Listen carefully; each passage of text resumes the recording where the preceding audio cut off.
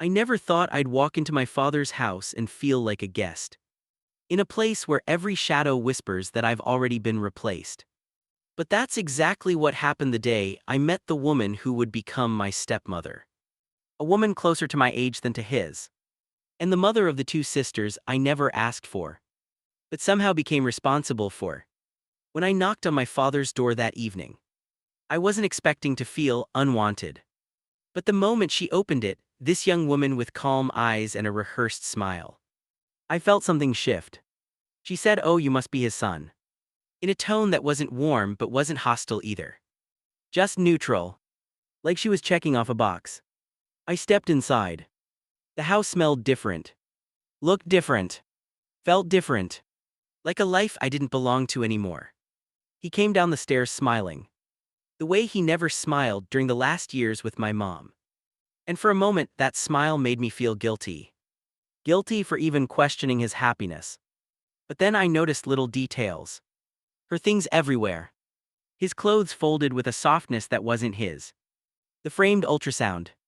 And suddenly the room felt colder than winter. He sat me down at the kitchen table. He didn't ask about my life, my work, my problems. Instead, he started talking about her pregnancy. How he finally gets to be the father of daughters. How life gave him a second chance. I swallowed the weight of those words. Because I knew exactly what he meant. I wasn't that second chance. I don't know what possessed me. Maybe fear, maybe spite, maybe honesty. But that night, I told my mother everything. About the new wife. The age difference. The pregnancy. The fact he seemed reborn through someone else's youth. I told my grandparents too. And their reaction was exactly what I expected. But still painful to hear. Mom cried. Grandma cursed quietly. Grandpa said his head was washed. And suddenly I became the messenger of a truth no one wanted. The more I visited my father's new home, the more I noticed subtle things about her. My stepmother. She was polite. Too polite. Always watching. Always listening. Always assessing. Not like an enemy. More like someone studying a variable in an equation she needed to control. Sometimes she'd say things like, "Your dad gets tired quickly now, he needs calm. We try not to stress him. You should call before visiting." She said it sweetly. But the message was sharp. I'm a lawyer. I understand the mechanics of inheritance better than I understand my own father. And yet I never cared about his money.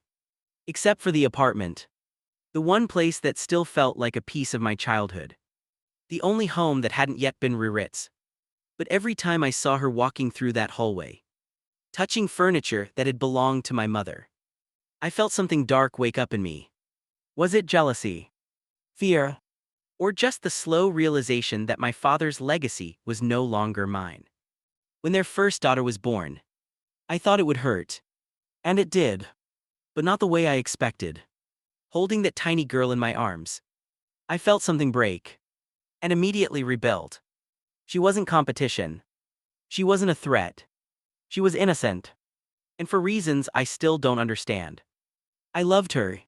But that love only made everything harder. Because I realized I could become attached to people who could erase me. My father beamed with pride. He said, "Now my life is complete." I smiled.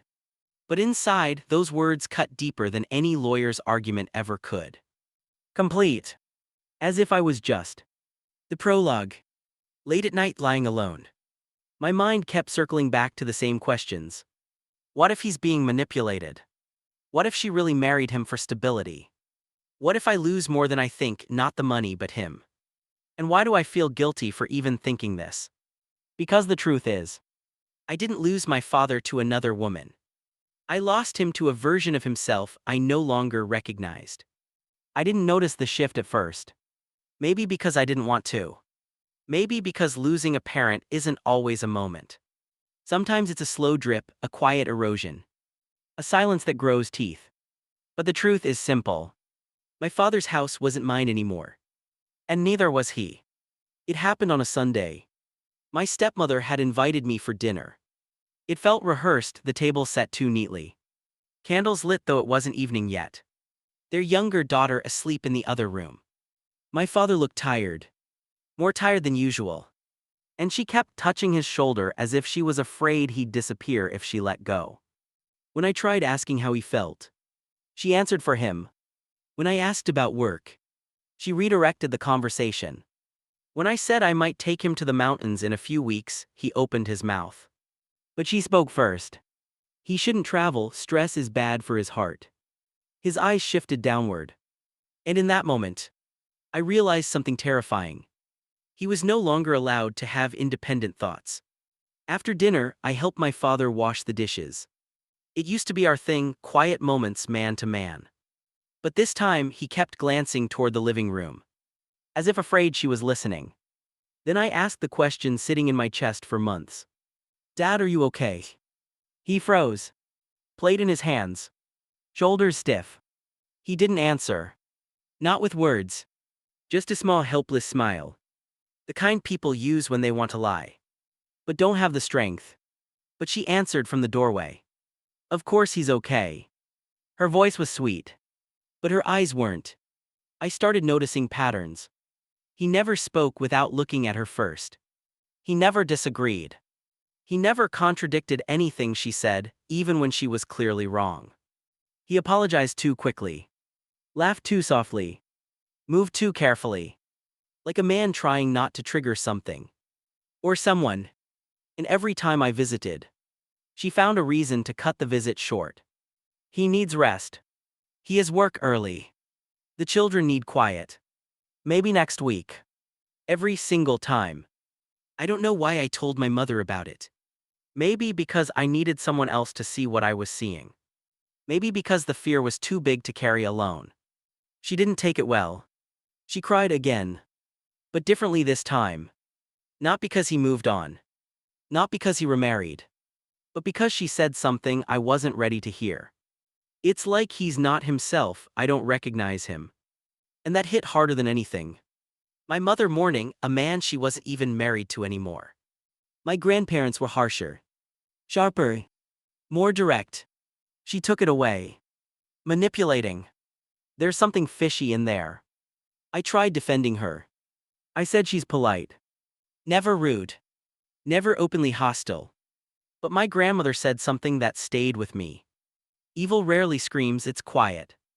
That sentence followed me for weeks. Despite everything. Despite my doubts. My fears. My suspicions. I loved those girls. My sisters. Little warm bundles of life.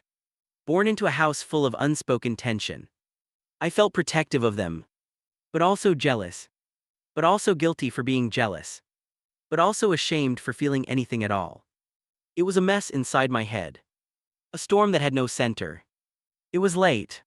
I came uninvited, a mistake probably. But I needed to talk to my father alone. He wasn't in the living room. Not in the kitchen. Not upstairs. Then I heard voices behind the half-closed door of their bedroom. Her voice sharp raised. His tired defensive. I didn't mean to listen. But I couldn't make myself walk away. And the words I heard changed the way I looked at everything. She said, "Your son is not your priority anymore. This is your real family now." And he stayed silent. Completely silent. Like the words had weight. And he agreed with every gram. My chest tightened. My breath stopped. I realized I no longer recognized the man behind that door. I didn't sleep that night. Her words kept replaying in my head like a broken tape. This is your real family now. Not whispered. Not suggested. Stated. As if I had already been erased from the picture. And the worst part. My father didn't argue. That silence said everything. 2 days later, my father called me. His voice was soft, too soft. Like someone was standing just outside the frame. Listening. He said, "Son, maybe don't come by for a while." No explanation. No reason. Just a gentle push away. I felt something burn in my chest. Not anger. Not fear. Something uglier. The realization that my father was choosing comfort over his own son. I didn't listen, of course. I went anyway. Because I needed answers. Because I needed the truth. Because somewhere deep inside, I refused to believe I was losing him. But she opened the door, not him. Her eyes colder than winter pavement. She didn't even pretend this time. He's resting, you shouldn't come without calling. I tried to step in. She blocked the doorway. A small woman but somehow immovable. And then she said something she had never dared to say before. You're overwhelming him, he's not as young as he used to be. I felt my jaw tighten. Her tone wasn't concerned. It was territorial. She wasn't protecting him. She was guarding possession. She finally let me in reluctantly, like she was letting a stranger walk across her polished floor. My father sat in an armchair, looking like someone who had aged 5 years and 5 months. He forced a smile. But I saw the truth in his eyes. Fear. Resignation. Something close to surrender. And when I asked, Dad, are you happy? He looked down at his hands. The pause was too long. Too heavy. Too revealing. Before he could answer, she stepped behind him and placed her hand on his shoulder. A gesture that looked loving, but felt like control. It happened suddenly. No build-up. Just an explosion. I said, I don't like how things look here. She said, you're overstepping. I said, he doesn't seem like himself. She narrowed her eyes. And you think you know him better than I do. I looked at my father, waiting for him to say something. Anything. But he sat still, hands trembling slightly, eyes begging me not to make this worse. That hurt more than shouting ever could. Then she said a phrase so calm and so poisonous that it cut deeper than any insult. Your father has a new life, you're a guest here now. Guest. The word echoed. Repeated. Carved itself into me. A guest in the house where I grew up. A guest in my father's life. A guest in a family I never asked for, but somehow still felt responsible for. And the cruelest part. She wasn't wrong. Then one of my baby sisters cried upstairs. A small, sharp cry, innocent but desperate. My father instinctively stood up. But she held his arm. Held. Not touched. Held. As if telling him, sit, stay. And he obeyed. That moment shattered something inside me. Because a child needed her father. And he didn't go. Not because he didn't want to, but because he wasn't allowed. I didn't want to lose control. I didn't want to shout. I didn't want to create a scene the Bobbies would one day hear stories about. But I couldn't stay. At the doorway I said quietly, Dad, if you ever need me for anything, call. I mean it. He nodded, but didn't look up. She stood behind him, eyes on me, cold and victorious. Like she'd won a battle he didn't even know he was fighting. I left my father's house that night with a pressure in my chest. So sharp. I could barely breathe. The street outside felt colder than it should. Not the kind of cold that bites your skin. The kind that seeps inside your ribs. And doesn't let go. I didn't realize I was shaking. Until I tried unlocking my car door. And dropped the keys. I don't know why I called her. Maybe because she's the one person who always recognizes my voice. Even when I don't recognize it myself. She answered immediately. What happened? She asked. No hesitation. No small talk. I didn't tell her everything. Just enough. As soon as I mentioned my stepmother's words. You're a guest here now. My mom went silent. Not shocked. Not offended. Just silent. A heavy, knowing silence. Like she had predicted this. Long before I ever saw the signs. When she finally spoke. Her voice was fragile. I was afraid of this. He's not a bad person, but he's weak. Her words pierced straight through me. Because I knew she was right. That night lying in bed, I realized something I had been avoiding. I wasn't just angry. I wasn't just hurt. I was guilty. Guilty for making my mother relive old pain. Guilty for watching my father fall under someone else's control. And doing nothing. Guilty for caring so much about the Bobbies. Yet resenting the reason they existed. And then there was the worst guilt of all. The guilt of wondering if my father's life would have been better if I hadn't told anyone anything. The next day, I visited my grandparents. They listened quietly as I explained what happened. But their reactions couldn't have been more different. Grandma grew pale, then furious, then terrified, as if each new detail added a new layer of dread. Grandpa just shook his head slowly and said the same phrase he always uses when he knows trouble is coming. It shouldn't be like this. And suddenly, I felt like a child again. Small, helpless, trying to understand a world that doesn't make sense anymore. My father didn't call. Not the next day. Not the day after. Not for an entire week. And every day that passed twisted something deeper inside me. Not because I wanted attention, but because silence from a parent feels like abandonment. Even when you're 26. I tried calling him twice. The first time, no answer. The second time, straight to voicemail. By the third day, I realized I wasn't just worried. I was scared. Then, out of nowhere, she texted me. Not him. She. A short, cold message. He's fine, please stop stressing him. No explanation. No details. No photo. No call. Just that. And for the first time, I felt something close to rage. Because caring about my own father was now considered stress. That's when something inside me shifted. A thought I didn't want. A thought I tried to push away. But it stayed. A thought that chilled me. What if my father is not safe? Not physically. Not mentally. Not emotionally. What if the version of him I saw, the one who stayed silent, who deferred, who obeyed, wasn't just tired? What if it was something else? Something darker. Something controlled. Something manipulated. One night, sitting alone in my kitchen, I came to a conclusion. If he wouldn't call me, I would go to him. Not for a fight. Not for confrontation. But because I couldn't sit and do nothing anymore. He's my father. And even if he forgets that, I don't. The next morning, I got in my car and drove back to his house. I had no plan. Just a question burning inside me. What exactly is happening behind those walls? I drove to my father's house with a feeling I couldn't shake. A mix of fear, anger, and something deeper. Something like grief for a man who was still alive. The closer I got, the heavier the air felt.